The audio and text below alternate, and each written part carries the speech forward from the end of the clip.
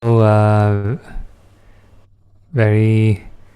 good evening to everyone. Tonight will be the I think third lesson in this series, Nimittas from the Suttas. So the first two lessons I've already did some comparison between the post-canonical version like the Visuddhimagga versus the Suttas.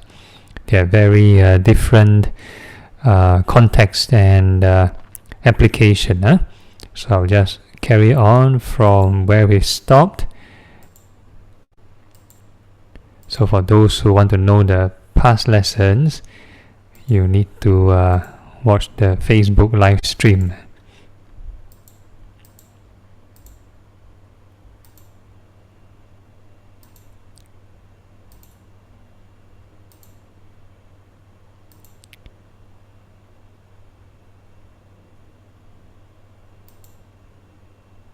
Okay, so it's a quick revision. So these are a few qualities that we need to know. First, the right reflection, wakefulness, and then we have these 7 qualities. So one is faith, and second is moral shame and fear. And third one is knowing the consequences of actions, and the fourth is good memory. Fifth one is effort, 6 mindfulness, and 7 discernment or wisdom. So these are the 7 qualities, in case you do not know what the 7 qualities. Okay, then we stopped here based on last week's session. And after having these wakefulness, 7 qualities, and having right reflections, then it's easier to enter this thing called the jhanas, the supporting factors for the jhanas. So why do we need to develop all these things? Is to overcome this, according to this sutta, the context of nimitta, a sign. Overcome the nimittas of your hearing, seeing, smelling, thinking, tasting, and touching. So whatever contact we have, all these signs are subject to clinging and suffering. So now we're going to talk about jhana. And how does the disciple of the noble ones obtain at will, without trouble or difficulty, the 4 jhanas that constitute heightened awareness and a pleasant abiding in the here and now? There is the case where, quite secluded from sensuality, secluded from unskillful qualities, the disciple of the noble ones enters and remains in the first jhana, rapture and pleasure born of seclusion, accompanied by directed thought and evaluation. So this one is the standard, we call it stock formula for jhana. So usually in the suttas, there's no mention that entering jhanas must see light. So down here, there's no light nimittas from entering jhana. So what it mentions here, you need to be quite secluded from sensuality. That means we do not engage in the senses too much, we do not react to the senses too much. Secluded from unskillful qualities. That means the greed, anger, and delusion needs to be reduced to a significant extent. And then the practitioner, noble ones, disciple of the noble ones, enter and remains in the first jhana. So the indicator for the jhana is this thing: rapture, pleasure, and you have this thing called directed thought and evaluation. So these are the 4 factors for the first jhana. And then if we proceed on with the stealing of directed thoughts and evaluations, he enters and remains in the second jhana. So in the second jhana is rapture and pleasure, just these 2 factors, born of concentration, unification of awareness, free from directed thought and evaluation. internal assurance.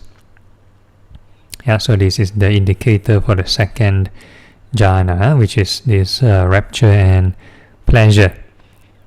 So I always like to repeat this directed thought and evaluation is not like, how do you call it, most interpreters or translators, they will say directed thought and evaluation is essential to think of your meditation object. They call it directed thought, think of your meditation object, and then this evaluation is also kind of like thinking of the meditation object. And then once they say, once you enter second jhana, then don't think of the meditation object anymore, let go, which is not the case here. So the directed thought and evaluation is only appear in the first jhana, not before that. Not before that. So it's just it's a package of the first jhana. So the Eightfold Path, we still need to maintain the right thought all the time. So if a person do let go of this directed thought and evaluation, then there's a high chance that they will end up daydreaming or falling asleep. So we need to always maintain the right thought, and with proper technique, a person will enter this second jhana, which is rapture and pleasure. So it will still remain there with this right thought in place. Okay, then if a person proceed on to the third level of concentration, with the fading of rapture, he remains equanimous, mindful and alert, and senses pleasure within the body. He enters and remains in the third jhana, of which the noble ones declare, equanimous and mindful, he has a pleasant abiding. Yeah, so you need to be aware, this pleasure, where's the area of this pleasure or this area of this happiness. So normally if a person goes through my class, then I will ask you, if especially doing the breath meditation, I'll normally ask you, find out where's the area and size of this emotion. So you need to find out where. Okay, and then the next one, with the abandoning of pleasure and pain, as with the earlier disappearance of elation and distress, he enters and remains in the fourth jhana, purity of equanimity and mindfulness, neither pleasure nor pain. This is how the disciple of the noble ones obtains at will, without trouble or difficulty, the four jhanas that constitute heightened awareness and a pleasant abiding in the here and now. So these are the only factor, which is equanimity. So there's no more joy, no more happiness in the fourth jhana. So there's an indicator. So nowhere there's mentioning of seeing certain bright lights and everything.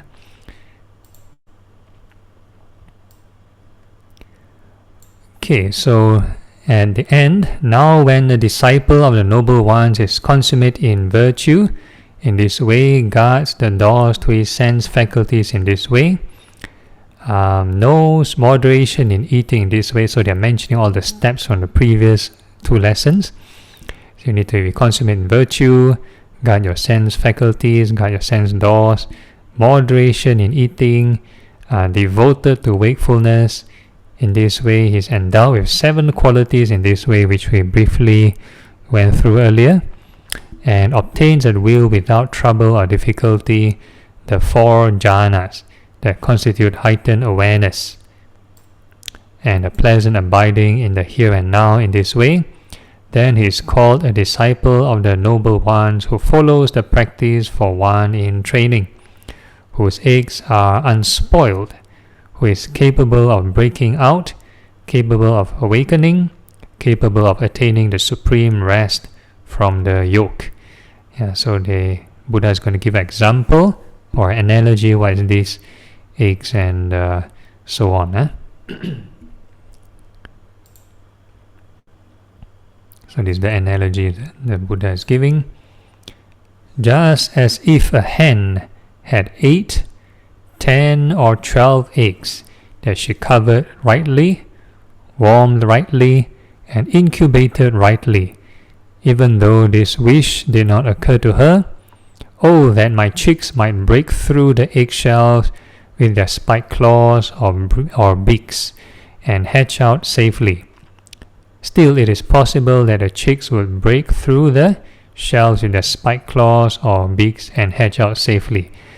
So what is the analogy is saying is that when you practice, you don't kind of aim, have a KPI. I want to reach enlightenment by which day.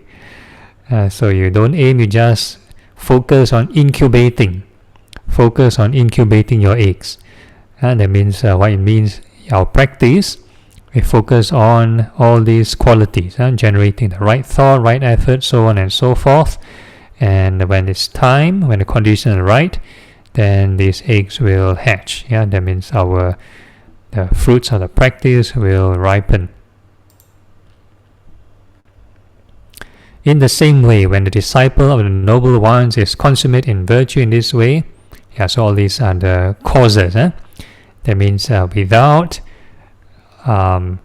worrying too much about the results or the effects, you just focus on these causes. Consummate in virtue, guards the doors to his senses, faculties in this way, knows moderation in eating in this way, is devoted to wakefulness in this way, is endowed with 7 qualities in this way, and obtains at will without trouble or difficulty the 4 jhanas that constitute heightened awareness and pleasant abiding in the here and now in this way, then he is called a disciple of the noble ones, who follows the practice for one in training, whose eggs are unspoiled, who is capable of breaking out, capable of awakening, capable of attaining the supreme rest from the yoke. So this is the full summary.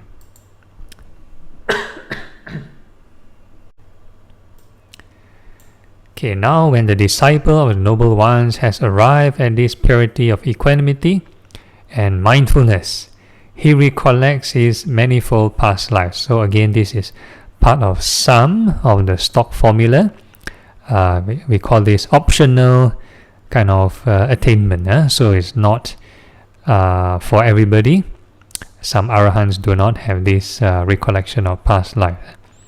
Okay, so down here he mentions he recollects his manifold past lives, i.e. 1 birth, 2, 5, 10, 50, 100, 1,000, 100,000, many eons of cosmic contraction, many eons of cosmic expansion, many eons of cosmic contraction and expansion. There I had such a name, belonged to such a clan, had such an appearance. So this is one of the knowledges. Such was my food, such my experience of pleasure and pain, such the end of my life. Passing away from that state, I re-arose there. There too I had such a name, belonged to such a clan, had such an appearance, such was my food, such my experience of pleasure and pain, such the end of my life. Passing away from that state, I re-arose here. Thus he recollects his manifold past lives in their modes and details. This is his first breaking out, like that of his hen's chick from their shells. So this is one of the symptoms provided. Okay, so this knowledge provided if a person does all these previous things earlier, like all the 7 virtues, the wakefulness, the guarding of senses, then is I would say this is suitable. This knowledge would be not so harmful for the practitioner. I give an example. I ever met I think a kendo instructor. Kendo is like a sword instructor, sword instructor. So what? According to the training, so that's in school. Before I was a monk, So we had a lot of these co-curricular activities. So we had this recruitment drive, and this sword instructor, their booth is beside mine. Yeah, so my booth was the Buddhist Society. So this we had an exchange. So he was sharing his sort of training syllabus, how he trained his student on handling the sword. So he says the newcomers, we won't give them the real sword first. Confirm they anyhow swing and play, then will cut themselves. So the first thing they do is give them the dummy sword. The dummy sword. So if the dummy sword, they know how to behave in a disciplined manner, know how to treat the sword with respect, and over time then they will be given the real sword that is able to cut things for training. Yeah, but if they do not behave properly, they always like to play around the sword and don't handle the sword properly, then giving them the real sword is a danger, is posing a danger for oneself and others. So the same thing, all these so-called higher knowledges, if the prerequisites, like from previously, the prerequisites, if a person do not know how to guard the senses, that means you enjoy the senses. Whatever you see, you enjoy. Whatever you hear, enjoy. Whatever you think, enjoy the drama shows by the mind. So if a person doesn't even know how to guard the senses, then they want to see the past life, and if they manage to successfully see the past life, then what will happen?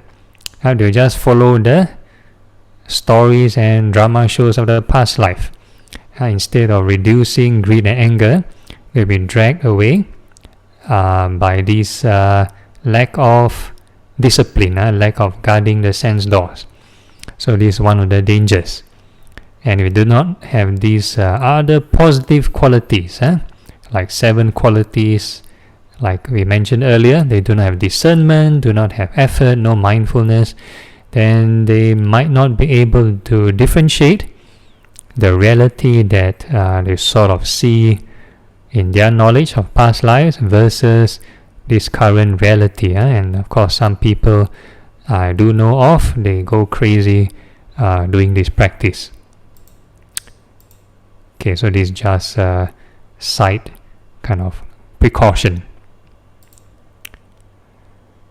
Okay, but these beings who were endowed with good conduct of body, speech and mind, who did not revile noble ones, who held right views and undertook actions under the influence of right views, with the breakup of the body after death, have reappeared in a good destination, a heavenly world.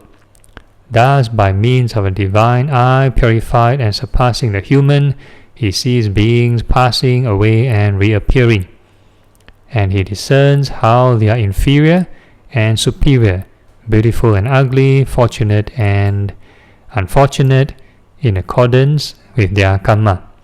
This is his second breaking out, like that of the hen's chicks from their shells. And so again, all these are higher knowledges, provided that if you have a good foundation, then this would be useful. Okay, when the disciple of the noble ones has arrived at this purity of equanimity and mindfulness, he enters and remains in the affluent free awareness, release and discernment release. Having directly known and realized them for himself, right in the here and now, this is his third breaking out. Like that of the hen's chicks from their shells. So this is the, we call it the higher knowledge with regard to affluent free awareness and discernment release. So this is about enlightenment. So we call it a supramundane higher knowledge. So the previous two, about seeing your past life or seeing other people's past lives, so that's we call this the mundane higher knowledge. So a non-religious person, a non-spiritual person can actually have this higher knowledge of seeing past lives, and they may not be interested in getting enlightened, Yeah, so just like in this Digha Nikaya number 1, there are ascetics and practitioners can see many eons of past lives, but no interest in liberation. They think this is normal one, just go through life, just wander on and on and on. So they have no interest in striving. Okay, now when the disciple of the noble ones is consummate in virtue, that is a matter of his conduct. When he guards the doors to his sense faculties, knows moderation in eating, yes, all these are the important qualities we keep on repeating, is devoted to wakefulness, is endowed with 7 qualities, that is a matter of his conduct. When he obtains at will, without trouble or difficulty, the 4 jhanas that constitute heightened awareness and a pleasant abiding in the here and now, that is a matter of his conduct. Yeah, so the 4 jhanas is also a buffer to make the mind calm and contented. So the post-canonical version, like the Visuddhimagga, may not be too focused on the jhanas, even though they claim they're doing the jhanas. They are more focused on the light nimittas, which is the visualization of light, and developing a samadhi that is meant to just achieve these higher knowledges of seeing the past lives or seeing other realms and so on. So if the lacking of jhanas, a person might be emotionally disturbed.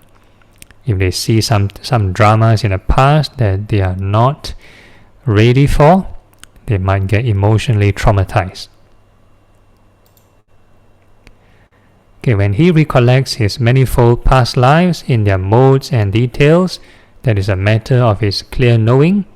When he sees by means of the divine eye, purified and surpassing the human beings, passing away and reappearing, when he enters and remains in the effluent free awareness release and discernment release, having directly known and realized them for himself, right in the here and now, that is a matter of his clear knowing.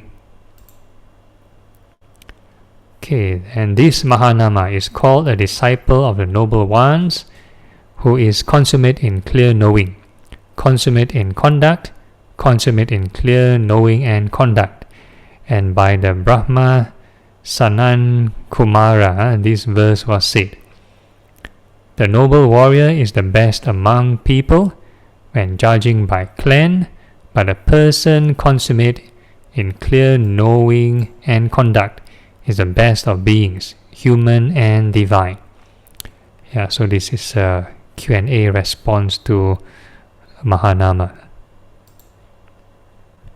This verse was well sung by the Brahma Sanan Kumara, not ill sung, well sung, not ill said, connected with the goal, not unconnected with the goal.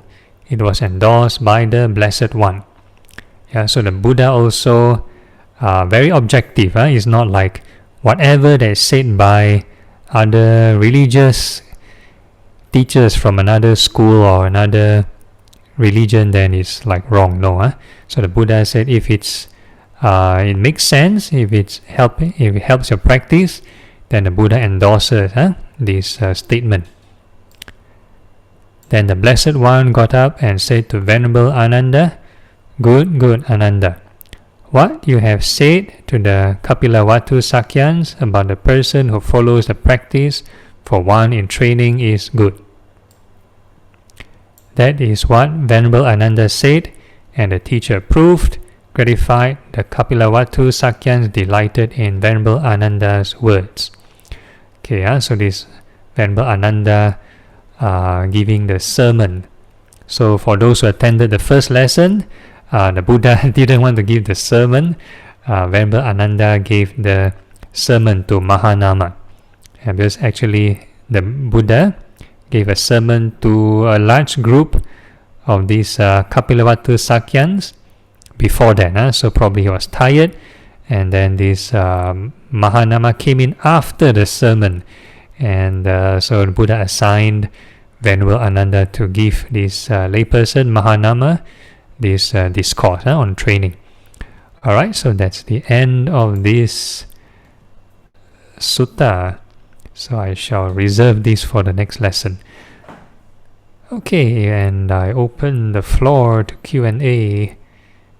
Let me undo this.